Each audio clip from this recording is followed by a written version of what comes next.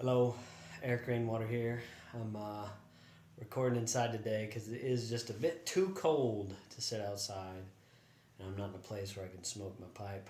But yeah, I want to get some videos out there and just get my thoughts out of my head, and I'm thankful for those. I've had a couple more subscribers this week, and I'm thankful for that. But I'm not really worried about pushing people to subscribe or any of that. I'm not trying to become.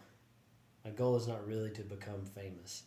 If God deems it that this becomes something and I'm able to, it becomes more of a podcast format and more of an interview type thing, that would be fun. But I'm not. I'm not really worried about all that. It's just a way for me to kind of record my thoughts and to get things from the head and out. And so with that, some of it may be repetitive, like some of the things I'm going to talk about. A lot of times they will be repetitive, but that's because I'm processing through these things. So I'm revisiting them. I'm not planning them. I'm not scripting these. I'm just talking off the fly. I don't edit them. I just hit record and I say what I'm thinking, and then I post it. That's all it is. It's gonna be pretty raw, and it's okay to be repetitive. Jordan Peterson's incredibly repetitive because he's thinking through these things, and he's using them to get at some core messages. But the Bible is repetitive as well, and there's parts of history that are repetitive. There's this.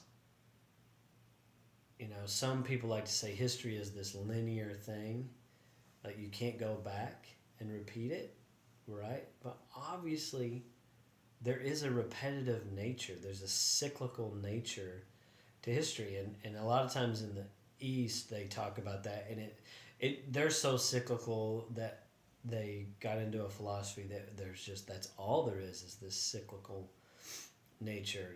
That's reincarnation and those things. And then in the West, we love this. There's this timeline. There's this beginning, and it's just this facts of what the moments that have happened, and we can look back, and then but we're always going forward. And the way I see it is there's this cyclical, but it's this spiral forward. Like there's this forward momentum to the eschaton, to the end.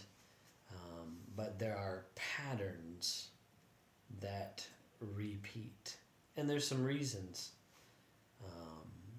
for that.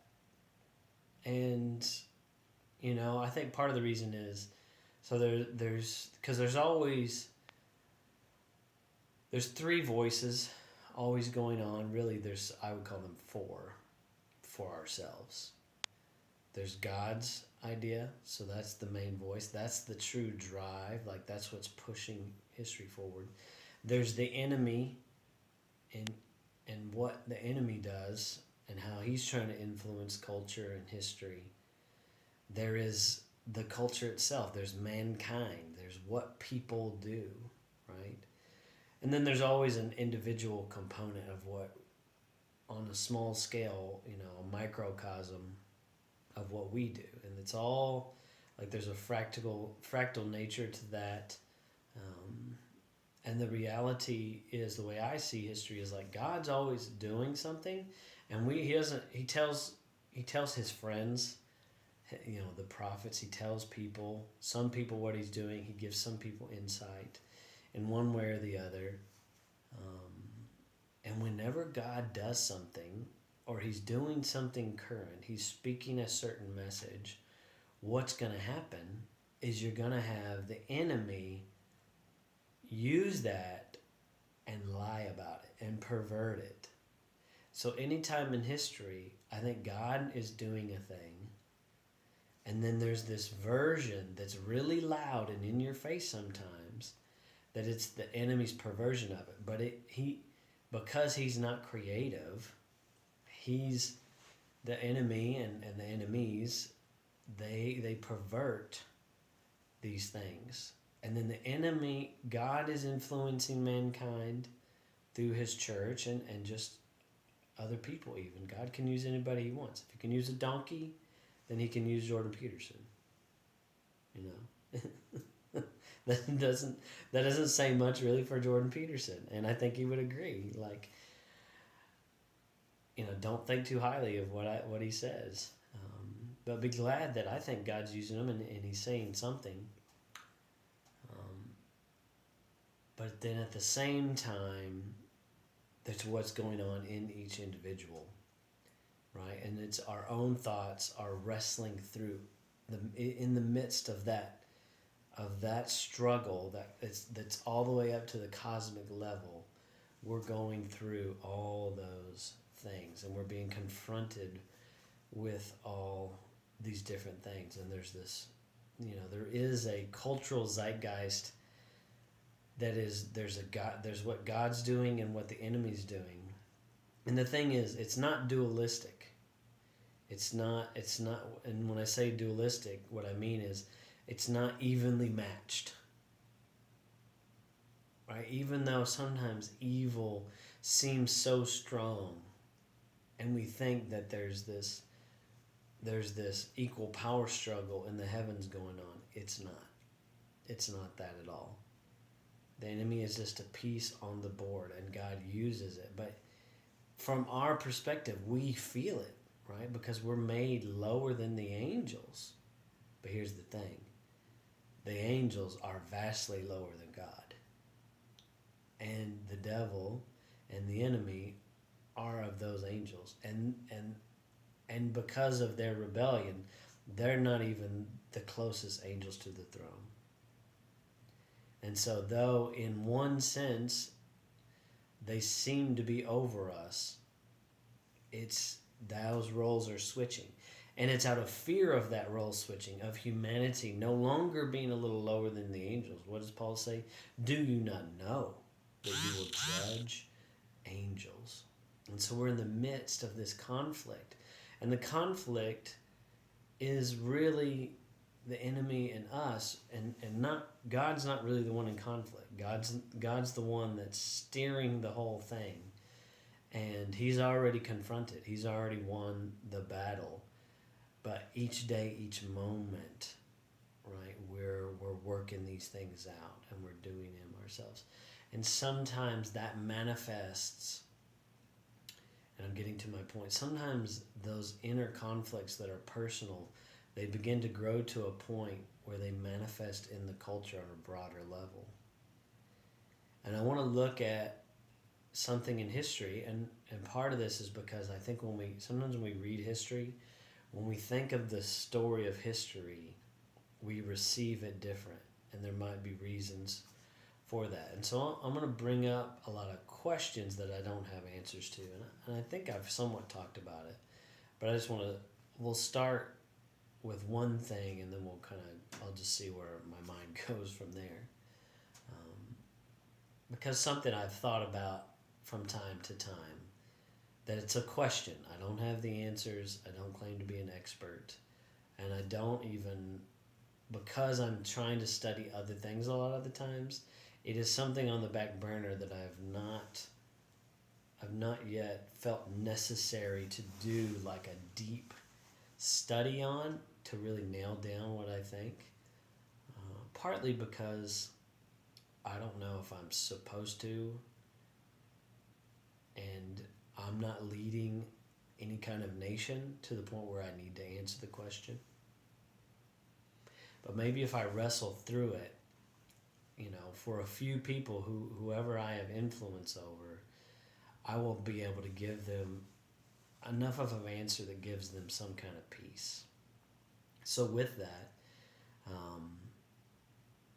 and maybe we'll bring it to the now, but I think I've brought this up before. I want to talk about the Crusades, because we all know what we've heard in the 20th and 21st century is that Crusades are bad. It's just where the church went off the rails and did the wrong thing, right? It's kind of the precursor to the Reformation, and it's just a manifestation of how wrong the church had gotten.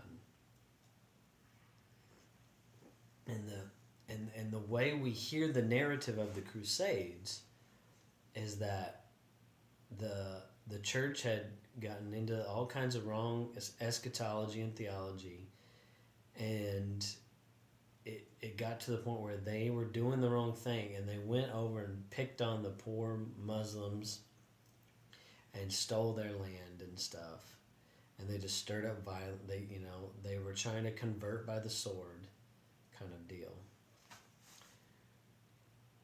So that is total hogwash. That is not what happened or how it happened. The whole it's overly simplified and even trying to say that the Crusades were the Christians picking the fight, right? They started it. They just arbitrarily picked up and said, we're going to just take Jerusalem. So here's the thing. If you think the Crusades started with the crusade to take Jerusalem, in one technical sense, you're right, because that's where the term kind of comes from. In 1095, when Pope Urban II called for this crusade to Jerusalem. But this is not Christendom's first conflict with Islam. Not even at all. That's the thing. When you go into the history, you realize that long before, centuries before, Western European knights, Christian knights, invaded the Middle East, Arab nations invaded Europe multiple times for centuries.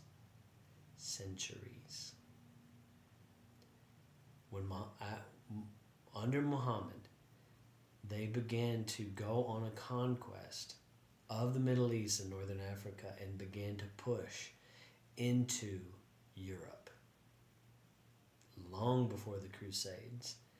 And so when you go back and you look at the history, and guys, I've heard some clips from Michael Knowles that are really good. He's got it really concise. Michael Knowles from Daily Wire, of the Jerusalem and Antioch and what we're calling the Holy Land, those were Christian lands before they were Muslim lands. And so the Crusades were just taking them back. So that's the thing. Because it was that was under the Roman Empire. When the Roman Empire started to become Christian under Constantine, then all those lands became Christian. And it wasn't until, and then there was this back and forth in parts of areas like Antioch and different places where it was the Roman Empire that was Christian, and it goes back even before that, and then the Persian Empire. And so the Persians and the Romans were continuously fighting. And then at some point, not that long after, Rome itself falls to the Visigoths. It falls to the Germanic barbarians. And so now the strong Roman Empire is still only in the east, and those continued to be Christian lands for hundreds of years. And it was at their kind of weak point where they're dealing with more internal stuff and what's going on in the Balkans and what is now Eastern Europe, in those areas, and then Persia itself is waning. You have two forces. You have the Turks starting to move in, which is this nomadic kind of what we might think of like Mongolians type people, but they're later, but they're similar to like the Huns. Some people may have heard of the Pechenegs. There's these different groups, but they're a nomadic people that become Muslim, but they're the Turks. And then you have the Arabs, right? And so the Arabs, that's what Muhammad comes out of. But the reason Islam is what it is because that whole part of the world was filled with Christians and Jews. And Muhammad who's this Arab. He's this, he's a trader, and he's hearing all these things from Christians and Jews, but he's also on the edges of the empire. He's not right up there in Constantinople. He's down south of Jerusalem. And so even though there's Christianity and there's Judaism and there's Persian and there's Arab, anywhere that there's kind of heretical or different kind of theologies, you're going to hear them more in those places. And so he's not only just hearing Christians, he's hearing what we would call heretical Christians. Nestorianism and Arianism, where the questions of Christ's divinity and all those things are happening. And so it's in this kind of edges of the empire soup, and kind of beyond the empire, this in-between land between the Persians and the Christians, with these, somewhat wild people. And out of that, he wants this influence that the people of the book have. And he says, I'm a people of the book. But he's not literate. He's illiterate. So he's just going off what he heard. Right? Now, according to them, he gets a divine revelation. But it's totally different than how the Bible is received by the prophets and those that wrote the scriptures and even edited the scriptures, the unknown editors that were faithful to compile the scriptures as we know them, and all these things. There's just a lot going on with the Bible to keep it what it is that is not in Islam, where he's just writing it out, and there may be good scholarship on maybe he didn't write it, maybe he just said it and his followers wrote it all down, but whatever. The idea he creates gives a reason for these Arab and people, and then eventually they take over what is the Persian Empire, and at some points they're the Turks, right? And they start sweeping through the Middle East, and they sweep over into northern Africa, and those are all Christian lands. This is the land of Origen and Augustine and all this strong church presence, right? A lot of the early theologians, the monks, the desert fathers and mothers, and there's so many early theologians that are from these areas. They're from the Middle East and they're from Africa. They're not European. The early church was not as strong in Europe as it was in those areas. So, there's these notions that Christianity is a white European thing, and it's like, well, it wasn't. It's not. Like, what are you talking about? It's formed in the East and formed in North Africa, the way we think about it. So it's African and it's Middle Eastern. It's not European, but it hit Europe and it took over Europe. But it's in Europe that there's finally something that stops the spread of Islam. And it's when they push up, especially this early part, they push up into Spain and they basically take out the Visigoths, and they're pushing into what is now France, what was Gaul, but at this point it's the Franks, right? It's under the Merovingians, but they're being really led by what becomes the Carolingians, and so these are the really the war chieftains and the mayors, what they were called, that leads up to Charlemagne. And so Charlemagne and his grandfather, like Charles Martel, these others, they stopped the spread of Islam into Western Europe. They put a halt to it, and it stays in Spain. And then you have what's called the Spanish Reconquista, and this all starts at this time, right? This is, what is this, like early 8th century, 700s, and goes that whole period, that goes to 1492. 1492 is the final end of the Reconquista. The Reconquista goes beyond the fall of Constantinople in 1453.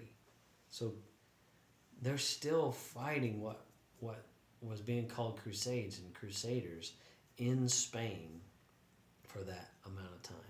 And there's later when the Ottomans try to, they get all the way to the walls of Vienna. And so Islam is trying to take over. But in between that, you have the Crusades.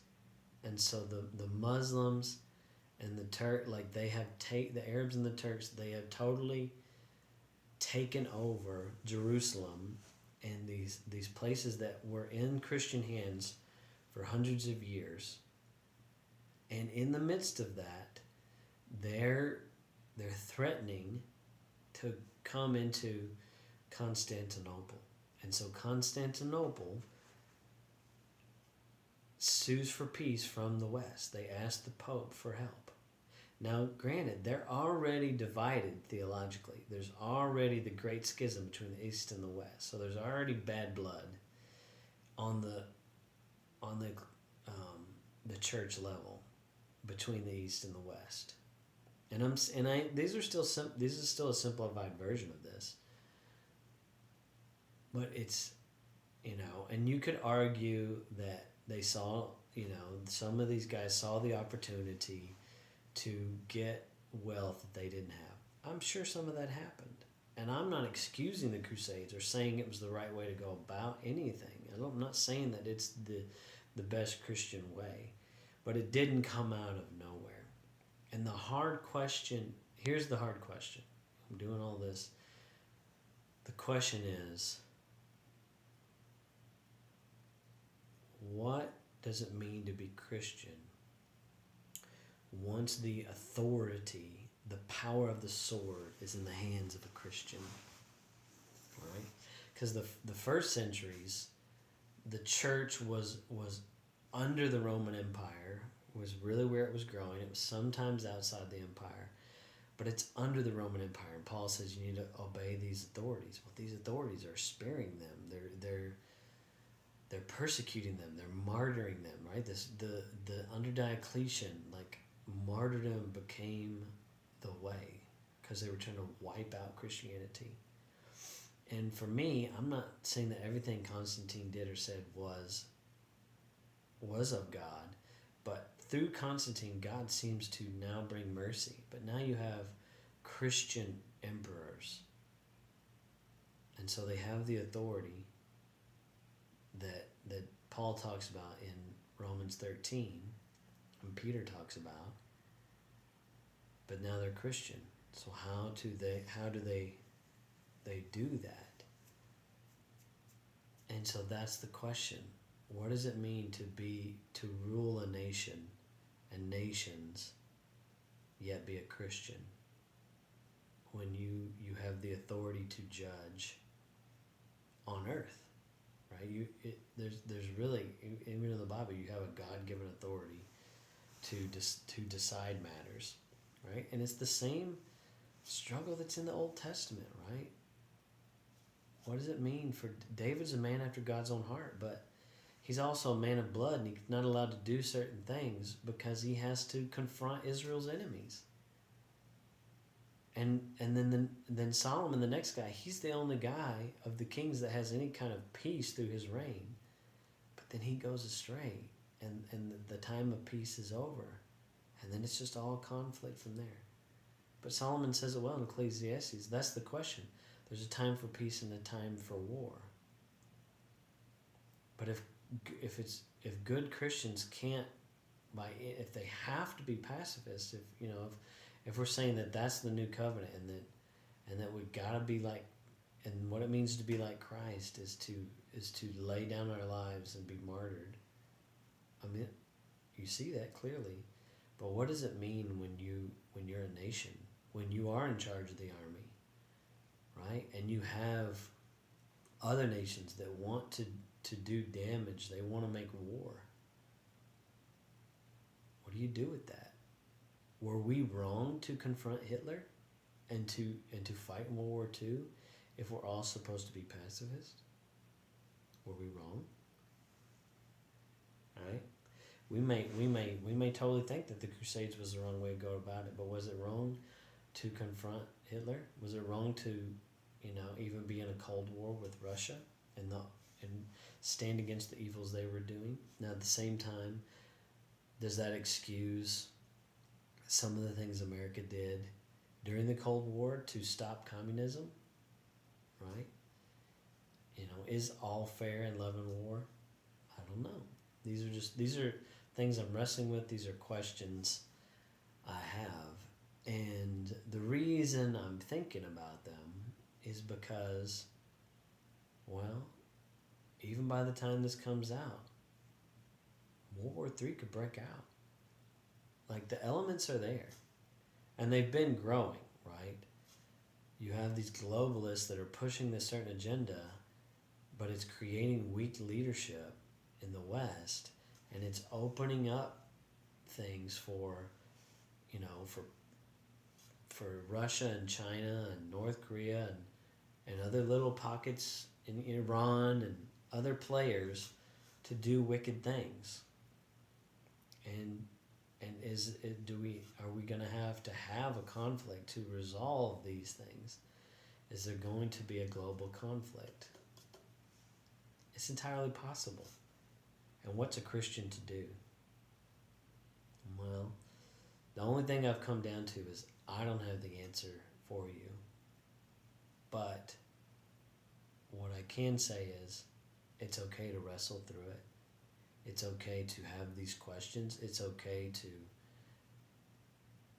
ask God for discernment on what to do. And I think it's going to be case by case. Right? I think God will call certain people to be soldiers in the military, and they are Christian. I think God's going to call certain people to be in politics, and they're Christian. And so Christianity is going to influence how they think and do these things. Because I don't see the wisdom of totally disregarding the world. Like, we can't, never in history, like, could everybody be a monk and a nun? I mean, you wouldn't have families. The human race would stop. I think there's a place for like monks and nun type people, like intercessors, people who just buckle down and dedicate their life to being in prayer and in the Word, and that will benefit us all. But then, what does it mean to be Christians in the world? Right? We're in the world. We're not of the world, but we can't divorce ourselves from what goes on in the world. There is a time to stand for righteousness, right? And that's the question. If someone comes and breaks into my house to persecute me because I'm Christian, I think there's one reaction. But then if a robber breaks into my house, I think there's another reaction, right? Or just a crazy person who just wants to hurt people, right? Like, there might be a guy I stop. There might be a guy that, I got to take him out because he's just crazy and he's going to hurt other people. I don't know. I don't necessarily have the answer for you, right? But I think there's a place for police and military and politics. There's a place for teachers and all these things. I just don't see where everybody can be, not everybody's going to be a full-time minister. Even if that's eventually what I do, that doesn't mean that's for everybody. And that doesn't make my role or your role or anything better than anybody else. I think the key is, the one thing I think is the key is, whatever you find your hands to do, whatever you feel that the Lord is like, this is your thing to do in the world, be a faithful Christian in the midst of it. And there's not this clear-cut answer of what that means. It's something that you have to continuously be in conversation and in constant discernment. Like, that's what it means to be a grown-up, right? That's what Hebrews says. That you practice discernment daily. That you discern good and evil day after day after day. And it's a continuous thing. So it's okay to wrestle with hard questions. But the hard part is when you find the answer, at least to whatever degree, for yourself, that also doesn't mean that that's the answer necessarily for someone else. What is the answer is, hey, it's okay to wrestle through these things, and I want to be someone you can talk to these things about. But I'm not necessarily I can't be God in your life. I can't necessarily give you the answer. But I can hear you out, and I can pray for you. I can be a sounding board for you. And I'm not talking about just for me. Like, I think that's the goal, to stand with each other and help people discern, like, hey, that's still, it may not be what I'm called to do, but it still lines up with Christ, and you're not deviating from the path of following Christ by doing that thing, even if it's not what I'm supposed to do. Hope that makes sense. Hope that helps. All right. May the Lord bless you and keep you. May his face shine upon you. May he give you his rest.